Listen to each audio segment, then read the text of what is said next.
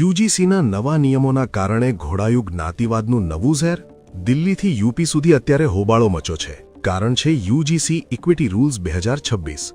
યુનિવર્સિટીઓમાં જ્ઞાતિ આધારિત ભેદભાવ રોકવા સરકારે નવા નિયમો જાહેર કર્યા.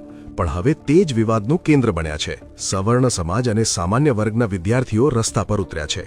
તેમનો આક્ષેપ છે કે આ નિયમો એકતરફી છે. તેના વિરોધમાં સુપ્રીમ કોર્ટના દરવાજા પણ ખટખટાવવામાં આવ્યા છે.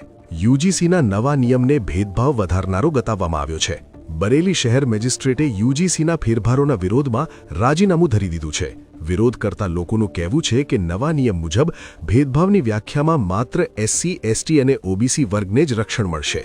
જો સામાન્ય વર્ગના વિદ્યાર્થી સાથે અન્યાય થાય તો તેનું કોઈ સાંભળના નથી. વધુમાં કોલેજોમાં બનનારી સમાનતા સમિતિઓમાં જનરલ કેટેગરીના પ્રતિનિધિત્વની કોઈ જોગવાઈ નથી. ભાજપના જ કેટલાક નેતાઓએ હવે આ મુદ્દે પોતાની સરકાર સામે બાયો ચઢાવી છે.